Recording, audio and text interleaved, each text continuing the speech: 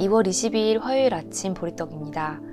오늘 함께 볼 말씀은 고린도전서 11장 27절에서 34절입니다. 그러므로 누구든지 합당하지 않게 주님의 빵을 먹거나 주님의 잔을 마시는 사람은 주님의 몸과 피를 범하는 죄를 짓는 것입니다.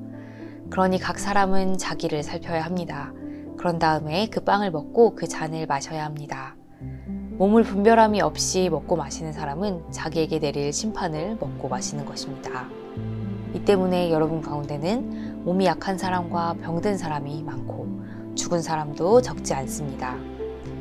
우리가 스스로 살피면 심판을 받지 않을 것입니다. 그런데 주님께서 우리를 심판하시고 징계하시는 것은 우리가 세상과 함께 정죄를 받지 않게 하시려는 것입니다. 그러므로 나의 형제자매 여러분이 먹으려고 모일 때에는 서로 기다리십시오. 배가 고픈 사람은 집에서 먹어야 할 것입니다. 그것은 여러분이 모이는 일로 심판받는 일이 없도록 하려는 것입니다. 그 밖에 남은 문제들은 내가 가서 바로 잡겠습니다. 아멘. 오늘 함께 읽은 고린도전서 11장은 성만찬에 대한 내용을 담고 있습니다. 오늘 본문의 바로 앞구절들은 주의 만찬, 성만찬을 기억하라고 전하고 있고 오늘 본문은 이 성만찬을 바르게 행하라고 전하고 있습니다. 그렇다면 성만찬의 의미는 무엇이고 성만찬을 바르게 행한다는 것은 무엇일까요? 성만찬의 의미는 각 교회가 속한 전통마다 조금씩 다릅니다. 그래서 세계교회협의회가 이 여러 가지 전통을 50년간 연구했는데요. 긴 연구 끝에 5가지로 성만찬의 의미를 정리했습니다. 먼저 하느님께 대한 감사로서의 성만찬, 그리스도에 대한 기념으로서의 성만찬, 거룩한 영의 임재로서의 성만찬, 교우들의 교제로서의 성만찬, 그리고 하나님 나라의 공동 식사, 하나님 나라의 잔치로서의 성만찬. 우리는 빵과 포도주를 나누면서 이 5가지를 기억합니다. 그리고 여기서 더 나아가서 그 뜻을 따라 살겠다고 다짐하기도 합니다. 그런데 오늘 본문에서 바울 사도는 고린도 교우들을 향해서 성만찬의 의미를 제대로 기억하라고 쓴소리를 합니다. 무슨 일이 있었길래 바울은 심판을 운운하면서 주의 만찬을 바르게 행하라고 쓴소리를 하고 있는 걸까요? 초대교회는 지금 우리가 교회 건물에서 모이는 것처럼 교회 건물에서 모임을 갖지 않았습니다. 당시에는 교회 건물이 따로 없었지요. 그래서 많은 사람이 모일 수 있는 교우들의 집 이곳저곳을 돌아다니면서 초대교회 공동체는 모임을 가졌습니다. 초대교회 성만찬도 지금의 모습과는 그 모습이 달랐습니다.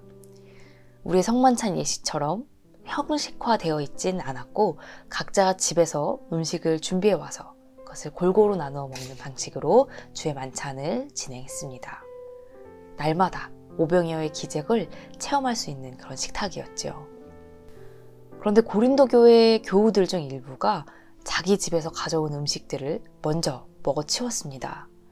그래서 변변한 음식을 준비할 형편이 못 되는 가난한 사람들이 모임에 와서 굶주리게 되는 일이 일어났습니다. 서로의 것을 나누어서 모두가 배부른 식사가 되기 위해서는 넉넉히 준비할 수 있는 사람들이 분명히 필요했습니다. 그런데 고린도 교회 안에서 이 음식을 넉넉히 준비할 수 있는 사람들이 자기네들끼리 미리 모여서 자기네들끼리 호화스럽게 차린 그 음식들을 다 먹어버렸습니다. 늦게 온 사람들은 굶을 수밖에 없었죠. 고린도 교회 안에서 이렇게 모임 시간보다 일찍 미리 모일 수 있었던 사람들은 사실 형편이 넉넉한 사람들이었습니다. 가난한 사람들은 일을 마치고 모임에 와야 했기 때문에 모임 시간보다 일찍 미리 도착할 수가 없었습니다. 그렇게 가난한 사람들이 다 도착하기도 전에 먼저 모인 넉넉한 사람들은 자기들만의 잔치를 열었습니다. 하나님 나라의 잔치가 아니라 자기들만의 잔치였습니다. 먹을 만한 음식들은 가난한 사람들이 도착하기도 전에 다 사라져 버렸습니다. 차고 넘치는 기적이 일어나야 할 식탁은 텅텅 비어서 굶주리는 식탁이 되고 말았습니다. 가난한 사람들이 일을 마치고 겨우 시간을 맞춰서 모임 장소에 도착했을 때는 어땠을까요? 이미 그 집에 앉을 만한 곳에는 사람들이 다 들어차서 앉아 있었을 것이고, 이들은 가장 뒷자리나 구석진 자리에 앉아야 했을 것입니다. 게다가 일을 마치고 줄인 배로 겨우 앉았는데, 앞서 모인 사람들이 먹어치운 음식의 흔적만 보게 되었을 때 이들 마음에는 지울 수 없는 서러움과 수치심이 올라왔을 것입니다. 바울은 이런 상황에 분노하고 성만찬의 본래의 의미를 회복하라고 고린도 교회 공동체를 향해 쓴소리를 했던 것입니다.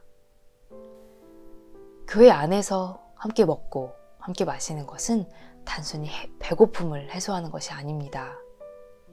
그 자리는 예수님의 식탁처럼 하나님 나라를 경험할 수 있는 그런 자리여야 하고, 주님이 보이셨던 하나님 나라를 미리 보여주고 미리 경험하게 하는 그런 자리여야 합니다. 사람들이 모인 곳이라면 물론 끼리끼리 문화가 있기 마련입니다.